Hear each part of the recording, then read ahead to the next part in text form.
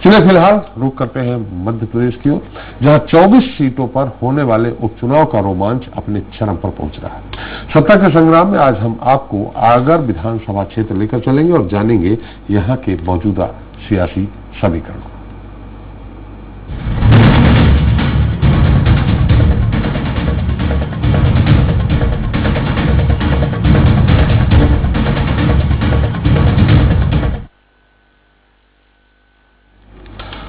तो मध्य प्रदेश की आगर विधानसभा सीट पर बीजेपी और कांग्रेस की नजर है।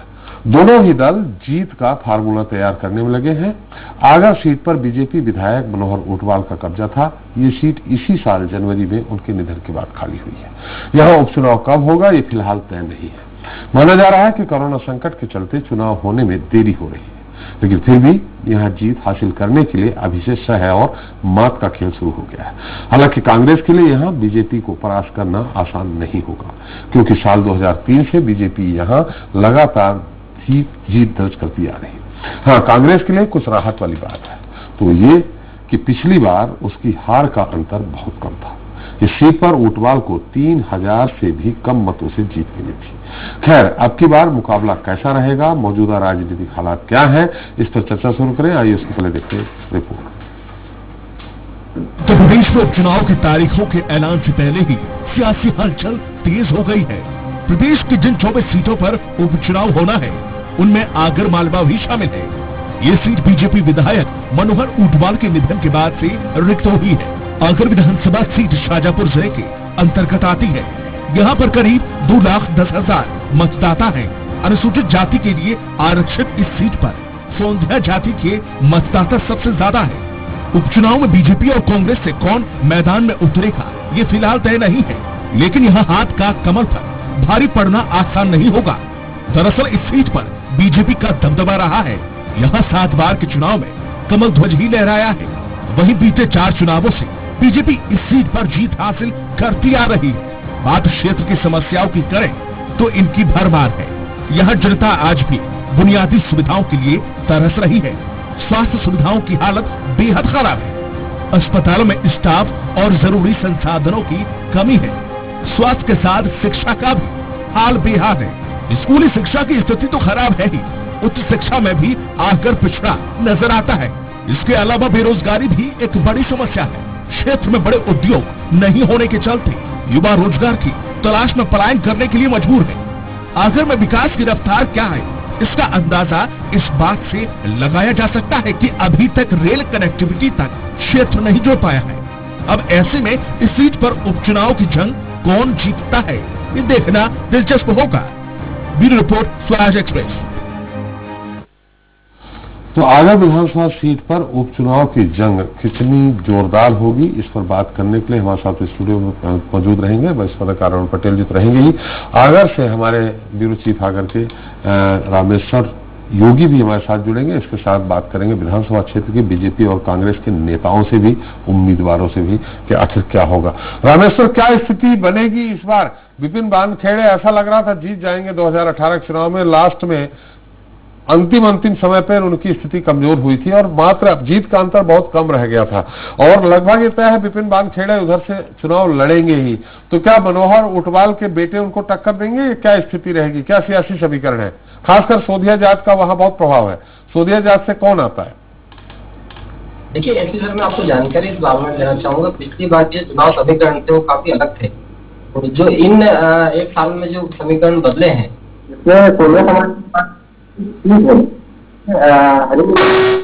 सीट है जिसमें ये चुनाव आगर की रिक्त सीट है।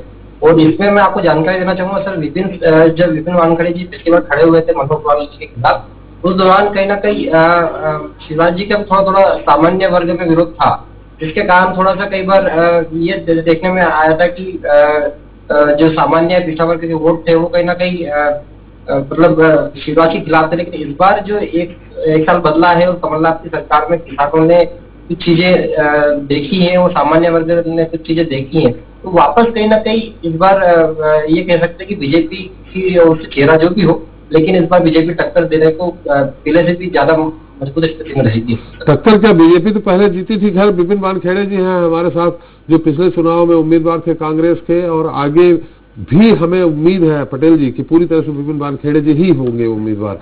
विपिन जी स्वागत है स्वराज एक्सप्रेस में आपका, मैं एसपी त्रिपाठी बोल रहा हूँ।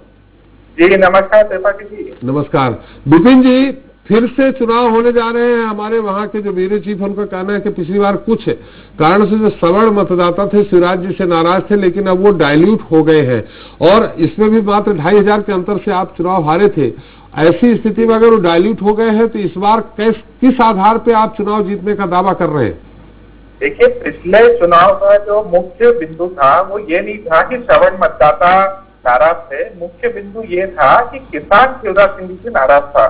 और मैं ये बात दावे से बोल सकता हूँ कि पिछले चुनाव में किसान शिवराज सिंह जी से जितना नाराज था, इस आने वाले चुनाव में किसान उससे भी ज्यादा नाराज रहेगा शिवराज सिंह चौहान जी से, क्योंकि अभी फिलहाल गेहूं खरीदी में जिन समस्याओं का सामना किसानों को करना पड़ रहा है, तो किसानों को याद आते हैं वो पिछले 15 महीने जो किसानों ने जिए हैं, और उसके बाद इन 2 महीने में शिवराज सिंह जी के आते से ही किसानों को जिन समस्याओं का सामना करना पड़ रहा है, तो अगर हम बात करें कि तुलना की पिछले 15 महीनों की और अभी इन 2 महीनों की, तो तुलना बहुत स्पष्ट है। कांग्रेस सरकार से मध्य प्रदेश का किसान, आगर का किसान बहुत खुश था, और अभी इन 2 महीनों में किसानों में बहुत ज्यादा रोष है जी, स्पष्ट तौर पर आने वाले चुनाव में देखने को जी जी जी विपिन जी आप हमारे साथ रहिए। हमारे साथ मनोज ऊंटवाल जी भी हैं। मनोज जी, विपिन जी कह रहे हैं कि जो 15 महीने में कांग्रेस की सरकार थी, कमलनाथ जी की सरकार थी, उस आधार पे किसान खुश हुआ है, लेकिन जो अभी 2 महीने में गेहूं खरीदी हुई है उससे शिवराज जी से नाराज है, पूरे किसान उनके साथ है। क्या कहेंगे आप? मेरे बड़े भाई विपिन वानखेड़े जी बिल्कुल झूठ बोल रहे हैं। पूरे 15 महीने में कांग्रेस को केवल लड़ाई में निकाले हैं, एक दूसरे की टांग खींचने में ही निकाले हैं। इनकी सरकार 5 साल भी नहीं चल पाई है। यही परिणाम है जनता का। जनता भी यही चाहती थी कि भारतीय जनता पार्टी की सरकार हो और वापस शिवराज मामा बने हैं। अगर जनता नहीं चाहती तो 15 साल शिवराज जी को और भारतीय जनता पार्टी की सरकार मध्य प्रदेश में नहीं चलती। लेकिन मनोज जी, जनता ये भी देख रही है कि एक चुनी हुई सरकार को देखे अल्पमत की कह सकते हैं, लेकिन निर्दलीय और सपा बसपा के समर्थन से पूर्ण बहुमत में थी। वो सरकार किस तरह से गिराई गई है ये जनता देख रही है। इसका खामियाजा आपको भुगतना पड़ सकता है मनोज जी। भाई साहब, मैं आपको पहले ही बता चुका हूँ कि ये इनकी आपसी खींचतान की वजह से सरकार गिरी है। इसमें भारतीय जनता पार्टी ने कोई खरीद फरोख्त नहीं की है जी। चलिए, विपिन जी के खिलाफ आपका क्या चुनावी मुद्दा क्या होगा? विपिन जी के खिलाफ मेरा चुनावी मुद्दा इनके 14 महीने का जो कार्यकाल है हो रहा है, इस बीच में इन्होंने सत्ता का दुरुपयोग करते हुए जो सरपंचों पर जांच कराई है, इन्होंने जो अतिक्रमण के नाम पर भारतीय जनता पार्टी के कार्यकर्ताओं को टारगेट करके उनकी जो मकान तोड़े हैं, दुकानें तोड़ी हैं जी, ये सभी चुनाव के मुद्दे रहेंगे। इन्होंने 14 महीने में कोई विकास के कार्य नहीं किए। जो भी शिवराज जी की योजनाएं थी केवल उनका लोकार्पण करने के अलावा इन्होंने 14 महीने में कुछ भी नहीं किया है। चलिए, तो मनोज जी आप हमारे साथ रहिए। विपिन जी सुन रहे थे आपने जो भी आपने कहा है।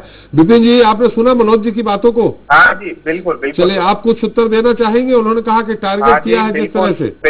बिल्कुल मैं उत्तर देना चाहूंगा जी। ये जो बात चली अतिक्रमण की कि भारतीय जनता पार्टी के कार्यकर्ताओं के अतिक्रमण किए, देखिए पूरे प्रदेश में माफियाओं के खिलाफ मुहिम चली थी और अतिक्रमण हुआ था, जो कि जग जाती है। अगर बीजेपी के कार्यकर्ता माफिया हैं और उनका अतिक्रमण होता है तो उसका कांग्रेस तो कुछ नहीं कर सकती है। और अगर बात होती है कि आगर में कांग्रेस की सरकार ने किसानों को क्या दिया, तो मैं बताना चाहता हूं कि पूरा 2 लाख तक का कर्जा पूरे आगर जिले में किसानों का माफ हो चुका है। आगर में कांग्रेस की सरकार ने 11 बिजली की ग्रिडें स्वीकृत करी थी। आगर में कांग्रेस की सरकार ने 5 डैमों का भूमि पूजन किया। आगर में कांग्रेस की सरकार ने तमाम सड़कें, पुलिया और ऐसे कई सारे काम किए। आगर में जो कि प्रसिद्ध है आगर बैजनाथ मंदिर के नाम से, आगर में बैजनाथ मंदिर के निर्माण के लिए और उसे एक बड़ा टूरिस्ट स्पॉट बनाने के लिए मुख्यमंत्री कमलनाथ जी ने 5 करोड़ रुपए की राशि दी थी। और ऐसे तमाम कई काम है। आगर में बताना चाहूंगा मैं 605 करोड़ रुपए की जल प्रदाय योजना मुख्यमंत्री जी ने दी थी, जिससे कि हर गांव के हर घर में पानी पहुंचने वाला था। मतलब अगर मैं कुल मिलाकर अगर आकलन करूंगा तो कम से कम भी 1,500 करोड़ के लगभग के काम आगर में कांग्रेस की सरकार में हुए। मैं पूछना चाहता हूं, 1,500 करोड़ तो बहुत दूर की बात, इन 15 सालों में आगर को जिला बने हुए लगभग 6 साल हो चुके हैं। जी। इसके पहले के 5 सालों में क्या बीजेपी की सरकार ने 150 करोड़ के भी काम किया आगर जिले में? सिर्फ जिला बनाकर छोड़ दिया, बोलने का जिला, कहने के लिए यहाँ पर कुछ भी नहीं था। और जो कुछ भी यहाँ पर डेवलपमेंट हुआ है वो सभी प्रकार के डेवलपमेंट मैं बताना चाहूंगा आगर का जो जिला मुख्यालय है, यानी कि आगर सिटी में स्ट्रीट लाइट तक की भी नहीं थी जिला बनने के बाद। वो जी। स्ट्रीट लाइट भी हम लोगों ने कांग्रेस की सरकार बनने के बाद लगाई है। तो ये बहुत स्पष्ट है और ये कोई पूछने वाली बात नहीं है, ये तो पूरी जनता को स्पष्ट तौर पर मालूम है और जनता चुनाव में इसका जवाब देगी। चलिए, भले इतना 1,500 करोड़ रुपए का अगर काम हो गया तो राम राज्य आ जाता। पटेल जी, आपको कोई सवाल करना है मनोज जी से या विपिन जी से? दोनों से एक सवाल करना है। चलिए, हमारे साथ वरिष्ठ पत्रकार अरुण पटेल जी हैं, मनोज जी और विपिन जी। तो पहले मनोज जी से सवाल आप कर लें, फिर विपिन जी से कर। हाँ मनोज जी, आपसे सवाल ये है कि आपने कहा कि जनता चाहती शिवराज सरकार आए तो आ गई, लेकिन ये जनता से नहीं आई, ये दल बदल से सरकार आई है। तो क्या ये जनता की आकांक्षाओं की पूर्ति मानते हैं आप? और इससे क्या आपको लाभ मिलेगा? ये जो दल बदल का हुआ है, जनादेश से सरकार गिरी है, उसका खामियाजा भुगतना पड़ेगा। मनोज जी। सर, जनता ने भारतीय जनता पार्टी के 15 साल के कार्यकाल को देखा है और जब से शिवराज सिंह जी बने हैं पूरे प्रदेश के किसानों में, पूरे प्रदेश की जनता में खुशहाली दिख रही है। और जरूर है, निश्चित ही शिवराज जी के कार्यकाल को सराहा जा रहा है। और इस लॉकडाउन में भी जिस विपरीत परिस्थिति में उन्होंने प्रदेश को चलाया है जी। वो बहुत ही सराहनीय है। वो कोरोना में भी काफी उन्होंने कंट्रोल किया है। और रही बात विकास की, तो 15 साल उनको जनता सर्टिफिकेट दे चुकी है। और जो विपिन जी अभी बात कह रहे थे कि अगर में हमने 2 लाख का कर्जा माफ किया है, तो पूरे प्रदेश में क्यों नहीं किया? केवल चुनाव को देखते हुए आपने आगर का कर्जा माफ किया, वो भी अभी आया नहीं है। किसान परेशान हो रहा है, उनके खाते से आज भी पैसा कट रहा है जी। और ये डैम की बात कर रहे हैं, वो मेरे पिताजी के समय कार्यकाल की देन है, माननीय शिवराज सिंह जी की देन है। जो बोरो के अंदर 6.5 करोड़ रुपए की योजना है, ये जितने भी विकास कार्य गिना रहे हैं वो सभी भारतीय जनता पार्टी के कार्यकाल की योजना है, जो अब जाकर पूरी हो रही है। इनके 14 महीनों के कार्यकाल में इन्होंने कुछ भी नहीं किया। और शिवराज जी की सरकार से पूरे भारतीय जनता पार्टी और प्रदेश की जनता बहुत खुश है और उनको उम्मीद है कि आने वाले जो 3.5 साल बचे हैं उनमें बहुत बहुत विकास होगा। चलिए, एक मिनट मनोज जी आप बने रहिएगा। विपिन जी साहब का सवाल है पटेल जी। विपिन जी, आपसे सवाल ये है कि किसानों की मुक्ति को लेके अभी नरोत्तम मिश्रा जी ने कहा है, जो गृह मंत्री हैं और स्वास्थ्य वरिष्ठ मंत्री हैं, कि ये केवल इसमें बहुत बड़ा घपला हुआ है, लोगों को केवल सर्टिफिकेट दिए गए, उनके खातों में पैसे नहीं आए हैं। यदि आपके यहाँ सर्टिफिकेट बटे और खातों में पैसे नहीं आए हैं तो उसका खामियाजा आपको नहीं भुगतना पड़ेगा चुनाव में। विपिन जी। हाँ, मैं इसका जवाब देना चाहता हूँ जी। ऐसा है कि ये बात तो मुख्यमंत्री जी बोल रहे हैं कि आप हमसे आंकड़े मतलब आप तो आरटीआई में लगा दो, आरटीआई में जवाब दे दो कि कितने किसानों का कर्जा माफ हुआ है, कितना माफ हुआ है, कितनी राशि है। ये तो कोई झूठ तो है नहीं। और अगर हम बोलते हैं कि अगर मैं 2 लाख तक का किसानों का कर्जा माफ हुआ है, तो मैं आपको बताना चाहता हूँ कि स्वाभाविक बात है, पहले प्रमाण पत्र दिया जाता है, तो उस प्रमाण पत्र उनसे कर्जा माफी होती है, जो कि राशि सरकार यहाँ पर जिले में भेज चुकी थी और जिले में जिला प्रशासन को वो राशि आगे किसानों तक पहुंचानी थी। लेकिन जब से वो राशि आई उसके बाद से प्रदेश की सरकार बदल गई और शिवराज सिंह जी का जो काम है कि किसानों का पैसा खा जाओ, किसानों को पैसे मत दो, अपने खुद के जो निजी उनके इंटरेस्ट है उसमें पैसा लगाओ, वही वो करने में लगे हैं। राशि जिला प्रशासन के पास आ चुकी थी। इसकी जानकारी भी आप बहुत आसानी से भोपाल से या आगर के जिला प्रशासन से ले सकते हैं, लेकिन वो राशि किसानों को नहीं दी जा रही है जानबूझकर। जी। ये कोई गलती नहीं है, कोई त्रुटि नहीं है, जानबूझकर किसानों को राशि नहीं दी जा रही है जिनकी बची हुई थी। तो ठीक है, ये तो भारतीय जनता पार्टी के कर्म है और इससे आने में चुनाव में भुगतना पड़ेगा, ये बहुत स्पष्ट बात है। विपिन जी एक सवाल और पटेल जी कुछ करना चाह रहे हैं। विपिन जी, ये बात तो आपने स्वीकार कर ली, सर्टिफिकेट मिले थे, राशि नहीं पहुंची है, तो इसमें उस आरोप की तो पुष्टि होती है ना कि केवल सर्टिफिकेट तक ऋण माफ नहीं होता जब तक किसान के खाते में पैसा ना पहुंचे। तो आप भी मान रहे हैं पैसा नहीं पहुंचा है। देखिए, ऐसा है कि किसान के खाते में पैसा कोई एक एक व्यक्ति को, ऐसा तो है नहीं कि मुख्यमंत्री जी खुद ढूंढकर डालते हैं। एक सिस्टम होता है, सिस्टम के तहत एक राशि स्वीकृत होती है, फिर वो राशि स्वीकृत होने के बाद में हर किसान के अकाउंट में डाली जाती है, या जो उसका कर्जा होता है उसको माफ कर दिया जाता है। जब कांग्रेस की सरकार थी तो सर्टिफिकेट का मतलब ये था कि आपका कर्जा माफ हो चुका है जी। लेकिन जब सरकार बदली तो इन्होंने उस सर्टिफिकेट को मना कर दिया, उस सर्टिफिकेट से मुंह उगल दिया, बोले कि नहीं हम इस सर्टिफिकेट को नहीं मानते।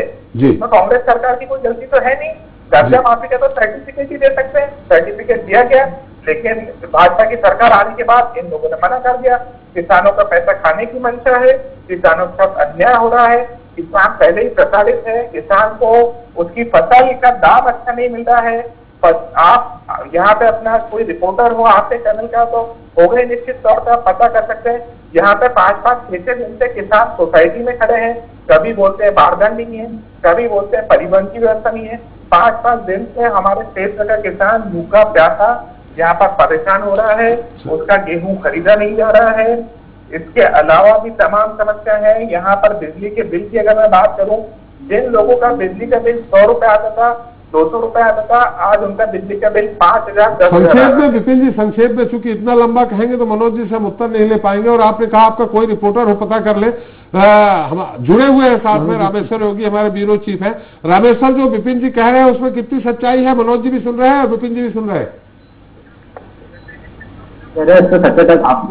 वर्तमान समर्थन मूल्य केंद्र है, वहाँ पे किसानों को जो एक सरकार ने, जो वर्तमान सरकार ने एक फैसला लिया था कि किसानों को पहले SMS भेजा जाएगा, उसके बाद किसानों का जो अनाज है वो समर्थन मूल्य केंद्रों तक आएगा। लेकिन जो प्रशासन इस ओर ध्यान नहीं दे पाया कि उन्हें कितने मैसेज करना थे। वो जिले में लगभग सारे जो समर्थन मूल्य केंद्र है उन पे कई बार मतलब किसानों को लंबी लंबी लाइनों लगाकर अपने माल खुलवाने के लिए 4-4, 5-5 दिन का इंतजार करना पड़ता है। तो ये कहीं ना कहीं एक माइनस पॉइंट बीजेपी सरकार के लिए हो सकता है। कांग्रेस इस मुद्दे को कहीं ना कहीं अच्छे तौर पर कहना भुना सकती है। चलिए मनोज जी, आपने सुन लिया विपिन जी ने जो आरोप लगाया, हमारे जो ब्यूरो चीफ हैं आगर के रामेश्वर ने भी बताया। आप अब क्या कहेंगे मनोज जी इसमें? विपिन जी मेरे बड़े भाई हैं, वो बिल्कुल सरासर झूठ और झूठा आरोप लगा रहे हैं। आगर के अंदर सभी किसानों में मुआवजा दिया गया है, बीमा राशि डल चुकी है और पूरे हर केंद्र पर, उपार्जन केंद्र पर पूरी खरीदारी हो रही है। क्योंकि अभी मंडी बंद है, इस बार गेहूं का उत्पादन ज्यादा हुआ है। उस स्थिति में भी भारतीय जनता पार्टी की सरकार पूरे सभी किसानों का पूरा गेहूं खरीदने के लिए तैयार है और वो प्रोसेस चल रही है। दिन ब दिन बारदान भी आ रहे हैं, खरीदी भी हो रही है, कांटों की संख्या भी बढ़ी है। ये केवल झूठा आरोप लगा रहे हैं। मनोज जी, हमारे रामेश्वर ने भी कहा है कि जो खरीदी केंद्र है वहां जिस तरह से स्थितियां हैं, कई दिनों तक किसान खड़े हैं, इंतजार कर रहे हैं, SMS उनको किसी को मिल रहा है, किसी को नहीं मिल रहा, वो उन्होंने भी तस्दीक की है। इसलिए मैं आपसे सवाल कर रहा हूँ। भाई साहब, आपके रिपोर्टर जो कह रहे हैं उनकी हम सारी व्यवस्था कर रहे हैं। मैं कल खुद भी एक उपार्जन केंद्र पर होकर आया हूँ। वहां पर जो समस्याएं थी हमने जिला प्रशासन से मिला, इसी प्रोसेस में चलते हुए उन्होंने 70% से ज्यादा किसानों का माल खरीद चुके हैं। बचे हुए किसानों के लिए भी हमने तारीखें बढ़ाई है, दिनांक, कांटों की संख्या बढ़ाई है और 31 तारीख तक सभी किसानों का माल खरीदा जाएगा। इसमें कोई भी किसान बचने वाला नहीं है। सभी किसानों का माल जितना भी होगा, अत्यधिक माल है, अत्यधिक गेहूं है, उसके बावजूद भी हम लोग माल खरीद रहे हैं उनका और उचित दाम दे रहे हैं। जी मनोज जी, एक सवाल और है। सवाल इस बात का है, एक तो बीजेपी की सरकार है, दूसरा मनोहर ऊंटवाल जी बहुत ही वहां के पॉपुलर और जनता के बीच मान्य नेता थे। ऐसे में उन सिंपैथी कितनी मिलेगी आपको? भाई साहब, सिंपैथी मुझे पूरे आगर विधानसभा की हर एक जनता उनको दिल से चाहती थी। पूरी जनता का आशीर्वाद मुझे मिलेगा और भारतीय जनता पार्टी के और मेरे पिताजी के कार्यों को जनता ने सहारा दी है। 4 बार विधानसभा जीत कर गए हैं वो, और ये एक सर्टिफिकेट है जनता का कि उनके कार्यों को बहुत पसंद करती थी जनता, उनके व्यवहार को, उनके आचरण को।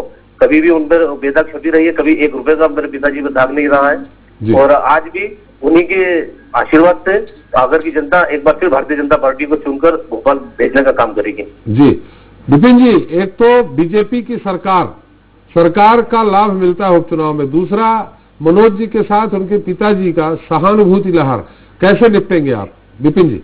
देखिए, ऐसा है, मनोहर ऊंटवाल जी का मैं खुद भी बहुत सम्मान करता था। परमपिता परमेश्वर उनको अपने चरणों में जगह दे। लेकिन भारतीय जनता पार्टी को इस बात को समझना पड़ेगा कि भारतीय जनता पार्टी सिर्फ एक ही बात को ओवर कॉन्फिडेंस में है कि ये हमारी परंपरागत सीट है। लेकिन भारतीय जनता पार्टी इस बात को अभी तक नहीं समझ पा रही है कि ये किला 2018 में ही ढह चुका है, जब मनोहर ऊंटवाल जी जैसे वरिष्ठ नेता, जो कि खुद 4 बार विधायक रहे, सांसद रहे, मंत्री रहे, उनके सामने एक 30 साल की उम्र के एक युवा ने चुनाव लड़ा और सिर्फ 2490 वोट से मनोहर ऊंटवाल जी जीत पाए। इतने वरिष्ठ नेता सिर्फ 2490 वोट से जीत पाए। तो ये भारतीय जनता पार्टी को बहुत अच्छे से इस बात को समझ लेना चाहिए कि गलत फहमी में ना रहे। परंपरागत सीट है नहीं थी, जो किला था वो किला कह चुका है और आने वाले चुनाव में 29,990 से कांग्रेस पार्टी आगर विधानसभा सीट जीतेगी, ये मैं आपको वादा करता हूँ। चलिए पटेल जी कुछ और, पटेल जी आप बार बार किसी सवाल करना चाह रहे हैं? हो गया ना न मनोज से और विपिन से किसी से कोई सवाल नहीं करना। चलिए आप दोनों लोगों का बहुत बहुत धन्यवाद। लेकिन जाते जाते मनोज जी एक और सवाल ये है कि जनता तो निश्चित आपसे पूछेगी कि आखिर चुनी हुई सरकार को क्यों गिराया, उसका जवाब क्या देंगे? आप यही कहेंगे ना कि आपसी खींचतान में गिरे हैं, लेकिन आपसी खींचतान नहीं हुई है, सारे के सारे मंत्री बनाए जा रहे हैं। मनोज जी सर ये मैं आपसे निवेदन करता हूँ कि मेरा कार्य क्षेत्र अधिकार का नहीं है, ईश्वर पार्टी जो तय करेगी वो हमारे लिए मान्य होगा। चलिए विपिन जी सवाल आपके सामने भी ये होगा कि आप अपनी सरकार नहीं बचा पाए फिर चले आए चुनाव लड़ने। देखिए ऐसा है, भारतीय जनता पार्टी की रीति नीति से आज की तारीख में देश का हर एक नागरिक भारतीय जनता पार्टी किस प्रकार और किस तरह की जी तो वो खरीदा गया और खरीद कर इस सरकार को गिराया गया। जी कोई मुस्लिमगिरी है, करोड़ों रुपए के ऑफर देकर विधायकों को खरीदना है और जिन विधायकों को खरीदना है ये मैं आपको बोल। चलिए थोड़ा सा तकनीकी कारणों से आवाज आपकी नहीं आ पा रही। विपिन जी बहुत बहुत धन्यवाद आपको हमारे साथ जुड़ने के लिए और हमारी शुभकामनाएं भी हैं आपके साथ। मनोज जी आपको भी बहुत बहुत धन्यवाद, हमारी शुभकामनाएं भी आपके साथ। क्या लगता है अरुण जी आपको? देखिए ये चुनाव वहाँ कड़ा मुकाबला तो होगा जी, क्योंकि पिछले चुनाव में मार्जिन बहुत कम था जी, तो ऐसी स्थिति में हेमंत जी टक्कर तो अच्छी देंगे वहां पर जी। वो जो कह रहे किला ढाया नहीं, जो परंपरागत किला था उसकी दीवारें हिला दी हैं जी। अब वो दीवारें हिला जो उस समय हिलाई थी उन दीवारों के साथ वो पार कर पाते कि नहीं कर पाते इस बात पर निर्भर करेगा। दूसरा ये चुनाव केवल उसके लिए बल्कि ये सरकार बनाने और उसके लिए हो रहा है जी। कभी भी उपचुनाव सामान्यतः सत्ताधारी दल के पक्ष में जाते हैं जी। लेकिन कई बार खिलाफ भी जाते हैं। मगर जहां तक ये स्थिति सरकार बनाने का सवाल है, इस समय मतदाता का मानस बदला होगा और वो दोनों सरकारों की तुलना करेगा। 15 साल और 15 महीने के उसके बाद अपना फैसला देगा, तो वो फैसला क्या देगा अभी उसका नहीं कहा जा सकता। लेकिन परंपरागत ढंग से इस सीट पर भाजपा मजबूत स्थिति में। उम्मीद क्या लगती है किसको देगा किसको नहीं देगा तो वक्त बताएगा, रिजल्ट उम्मीद तो आएगा। लेकिन फिलहाल नहीं, जहां तक सवाल है मनोहर ऊंटवाल जी का अच्छा वहां असर रहा है, लेकिन उनको भी जैसे हेमंत जी ने कहा तो उसको आप नहीं मनोज नहीं हेमंत जी ने जो कहा बागदेव ने जी हेमंत जी ने कहा ना हेमंत जी मनोज ऊंटवाल विपिन मानखड़ी जी विपिन मानखड़ी ने जो कहा तो उसमें भी थोड़ा लगा कि वो मजबूती से लड़े हैं जी। ये इसमें भी दो समस्याएं आई है कि एक तरफ आ रहा है आपके अपने ब्यूरो चीफ ने भी कहा कि तब किसानों को गेहूं खरीदी में वो हुई तो वहां पर लड़ाई कांटे की होगी, लेकिन पड़ला भाजपा का मजबूत उसके पृष्ठभूमि को देखते हुए लगता है क्षेत्र के। जी रमेश सर क्या पलड़ा भाजपा का मजबूत जैसे पटेल जी बोल रहे हैं, लेकिन विपिन जी एक युवा तुर्क नेता बहुत कम अंतर रह गया था 2500 का और अभी भी ऐसा नहीं है रमेश सर कि जो सवर्ण जो वोट नाराज थे वो खुश हो गए हैं, क्योंकि प्रमोशन में आरक्षण का मामला अभी भी अटका हुआ है। बिल्कुल सर, कहीं ना कहीं ये एक मुद्दा भी रहेगा। और जो बात हो रही है कि पिछली बार विपिन वानखेड़े जी 2490 वोटों से जीते थे, उसमें सबसे बड़ी भूमिका जो थी वो भाजपा की नहीं, वो संघ की थी। और संघ यहाँ पे ये संघ की सीट मानी जाती है और संघ की कहानी संघ को आखिर में मनाया गया था। वो संघ ने की सीट को कहीं ना कहीं इतने कम अंतरों मतलब इतने कम जो अंतर है जीत का, मतलब ये होता कि यदि संघ यदि उस समय भी यदि काम नहीं कर पाता या फील्ड वर्क भी अगर नहीं पहुंच पाती संघ के कार्यकर्ता, तो बीजेपी उस समय पे हार का सामना बीजेपी को देखना पड़ सकता था। लेकिन इस बार जो चुनाव के समीकरण देखने में आ रहे हैं वो कहीं ना कहीं स्थितियां दोनों की टक्कर की होने वाली है। और ये कहें कि बीजेपी की ओर से जो बात करें तो बीजेपी की ओर से करीबन 4 से 5 ऐसे कार्यकर्ता हैं जो अपनी उम्मीदवारी को लेकर लगातार जनता के बीच में जा रहे हैं और कहीं ना कहीं वो भी अपनी उम्मीदवारी जताएंगे। तो ऐसे में यदि किसी अन्य व्यक्ति को टिकट जाता है तो कहीं ना कहीं विरोधाभास भाजपा में कांग्रेस की बजाय भाजपा में ये जो विरोधाभास है वो ज्यादा रहेगा। और दूसरी बात मैं आपको कहूँ तो कांग्रेस में जो उम्मीदवार है, कांग्रेस में भी 2 उम्मीदवार है, राजपाल गोरे और विपिन वानखेड़े। इन दोनों के बीच में कहीं ना कहीं टिकट को लेकर मतभेद आगे सामने आ सकते हैं। लेकिन विपिन का लगभग तय है, जो भीतर घात की स्थिति, रेखा रत्नाकर भी हैं, कई लोग हैं, तो बीजेपी में ज्यादा है भीतर घात की स्थिति। बिल्कुल, रेखा रत्नाकर जी भी भाजपा से उम्मीदवार हो सकती हैं या उनको वो टिकट की दावेदारी करेंगी। बीजेपी से एक चेहरा वो निकल के सामने आ रहा है, जो सांसद थे चिंतामणि मालवीय, वो भी कहीं ना कहीं दावेदारी के लिए उनका नाम भी निकल के सामने आ रहा है। एक जो गोपाल वर्मा है या फिर बीजेपी नेता, वो भी कहीं ना कहीं टिकट के लिए दावेदारी कर रहे हैं। ऐसे में कई और ऐसे कार्यकर्ता है, मधु गहलोत एक जो पिछली बार बीजेपी में शामिल हुए थे कांग्रेस छोड़कर, और इससे पहले 2013 का चुनाव वो यहाँ पे कांग्रेस से वो टिकट मिली थी और बीजेपी के खिलाफ उन्होंने यहाँ से आगर विधानसभा से यहाँ पे क्या नाम लड़ा था, तो वो बीजेपी में आ चुकी है। तो कहीं ना कहीं वो भी बीजेपी से दावेदारी करेंगे सीट के लिए। तो कहीं ना कहीं बीजेपी में ज्यादा विरोधाभास के आगामी जो टिकट आएगी, जिसकी भी निकल के सामने भाजपा जिसको भी टिकट देती है, तो विरोधाभास भाजपा में ज्यादा देख सकता है। पटेल जी, अंतिम कमेंट्स आपका। ये विरोधाभास, जैसे टिकट के दावेदार जहां ज्यादा होते हैं वहां ज्यादा भीतर घात होता है, और कांग्रेस में लगभग खेड़े पिछले बहुत कम मार्जिन से हारे थे, तो उनका लगभग शुरू से ही तय था। ये तो खैर सरकार गिर गई, जब सरकार थी तब भी तय था कि विपिन ही वहां चुनाव लड़ेंगे और आगे सीट ये छीन लेंगे, ऐसा माना जाता था। आपका कहना बिल्कुल सही है, विपिन जी के बारे में आपने जो कहा है जी। लेकिन स्थिति ये है कि इस उपचुनाव में जो 24 क्षेत्रों में उपचुनाव हो रहे हैं, उसमें से भाजपा को एक सीट यदि कोई मिलना सुनिश्चित है, वो आगर मालवा की है। बाकी तो 23 वो होगी जिसको सिंधिया जी चाहेंगे।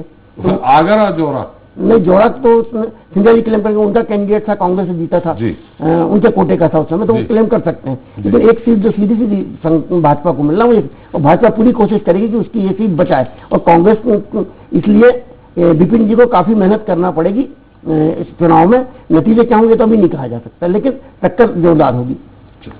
ठीक है, समय समाप्त हो रहा। बहुत बहुत धन्यवाद पटेल जी आपका, और रामेश्वर आपका भी बहुत बहुत धन्यवाद हमारे साथ जुड़ने के लिए। तो मध्य प्रदेश की जिन 24 सीटों पर चुनाव होने हैं, उसमें बीजेपी के पास सिर्फ 2 ही सीट है, जौरा और आगर, जिन पर पार्टी को उम्मीदवार तय करने, जबकि बाकी 22 सीटों पर उम्मीदवार तैयार खड़े हैं। इधर कांग्रेस के लिए 24 जिताऊ उम्मीदवार तय करने की चुनौती है। वहीं आज हमने जिस आगर सीट की बात की है, वहां कांग्रेस का बीजेपी को मात देना आसान नहीं होगा। आगर में बीजेपी लगातार 4 बार जीत दर्ज की है, साथ ही पार्टी ने एक उपचुनाव भी जीत लिया है। ऐसे में मुश्किलें कांग्रेस के सामने ही है, और सबसे बड़ी चुनौती एक बेहतर और जिताऊ चेहरा चुनने की है। बहरहाल कांग्रेस और बीजेपी इस सीट पर जिस फार्मूले से काम कर रही है, देखना होगा उसमें कामयाबी किसे मिलती है। इसी के साथ जनता मांगे जवाब इतना ही। हम फिर हाजिर होंगे नए मुद्दे नए सवालों के साथ। नमस्कार।